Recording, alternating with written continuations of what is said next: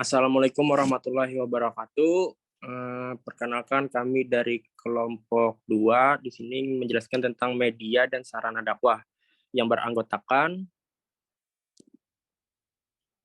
Rinawati Febriana, King Abdul Aziz, Arsyali Romadona Noprianti, Laila Dwi Febrianti, Ayu Anjani, Melsi Gustifa, Noval Nursandi Putra, Anissa Larasati, dan Nadia Khairunisakana.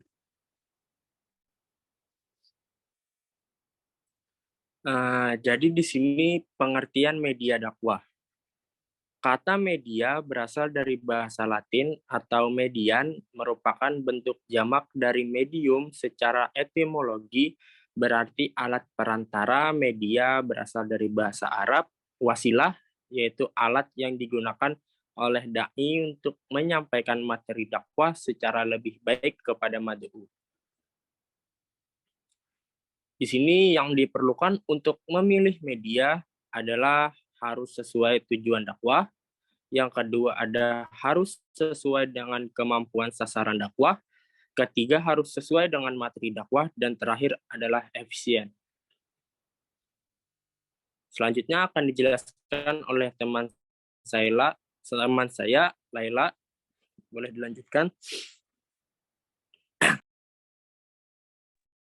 Baik, untuk selanjutnya ada macam-macam media dakwah. Menurut Hamzah Yakub, wasilah dakwah dibagi menjadi 5 macam, yaitu yang pertama, lisan.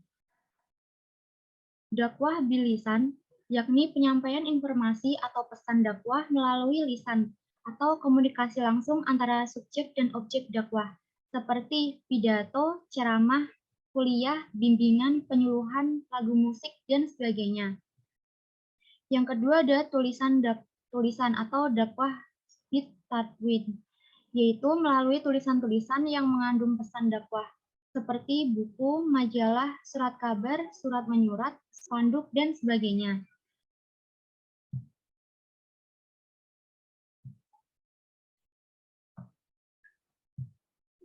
Untuk selanjutnya yang ketiga ada lukisan atau visual. Media visual saja juga dapat digunakan seperti peta foto-foto kejadian seperti bencana alam, foto puing-puing dan kehancuran akibat perang, serta gambar-gambar lain yang merupakan akibat kezaliman seperti gambar karikatur dan sebagainya. Yang keempat yaitu audio visual. Yaitu media ini dapat dipakai untuk menerangkan ide atau pesan dengan metode modern seperti cerita atau kisah yang dibacakan. Bisa juga berupa penggelaran drama. Media harus benar-benar mendapat perhatian karena kelebihannya dapat menggapai sasaran sampai ke rumah-rumah dan bisa dibawa kemana saja dan kapan saja. Misalnya ada televisi, film, internet, dan sebagainya. Dan yang terakhir yaitu ada akhlak, seperti perbuatan nyata yang mencerminkan ajaran Islam yang dapat dinikmati dan didengarkan oleh mad'u. Selanjutnya akan dijelaskan oleh teman saya, Aziz. Baik, selanjutnya pengertian sarana dakwah. Sarana dakwah adalah alat atau fasilitas yang digunakan dalam aktivitas dakwah supaya tujuan dari dakwah tersebut tercapai dengan lebih mudah. Slide selanjutnya. Macam-macam sarana dakwah. Said bin Ali Al-Qotani membagi sarana keberhasilan dakwah menjadi 2, yaitu sarana tidak langsung, berupa persiapan yang harus dilakukan seorang dai sebelum melaksanakan tugas seperti penguasaan materi dakwah. Selanjutnya, sarana langsung, yaitu menyampaikan dakwah secara spontanitas tanpa persiapan. Sarana ini dapat dilakukan melalui berbagai media, seperti melalui media diskusi kelompok, seminar-seminar, perorangan, buku-buku, bacaan, brosur, dan media elektronik seperti TV, radio, film, internet.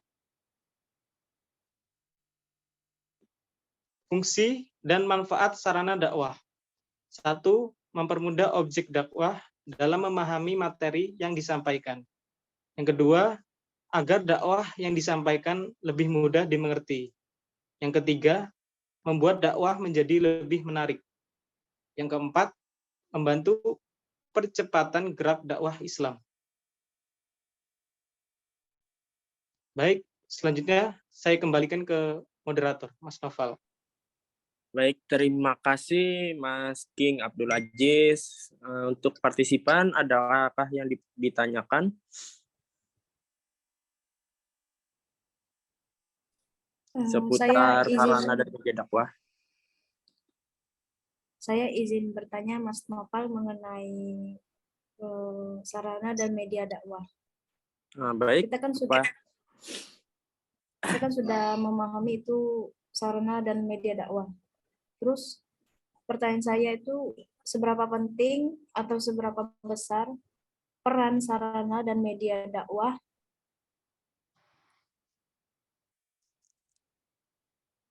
Boleh diulangi, Mbak? Jadi seberapa penting sih atau seberapa besar peran sarana dan media dakwah itu? Oke. Seberapa penting ya media dakwahnya sama sarana? Dari pihak presenter, ada yang bisa menjawab? Mbak Laila atau Mas King atau saya sendiri? Baik, saya akan jawab.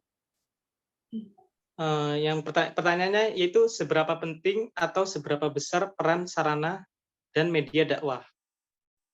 Ialah sarana dan media dakwah itu memiliki peran yang penting. Karena selain dakwah di mimbar yang hanya terbatas dinikmati oleh orang lain. Makanya butuh media lain seperti sosial media, ya seperti Ustadz Adi Hidayat. Kalau tidak ada yang merekam, mungkin dakwah Ustadz Adi Hidayat tidak dinikmati oleh semua masyarakat yang kompleks seperti ini. Tapi dengan semakin mudahnya mengakses dakwah, jangan sampai isi dari kualitas dakwah tersebut berkurang. Misal, materi dakwah dibawakan dengan tidak sesuai syariat Islam, atau melenceng, atau bahkan yang menyampaikan dakwah tidak memberikan contoh perbuatan baik. Apakah bisa diterima? Paham Mas King atas jawabannya, terima kasih. Ya, sama.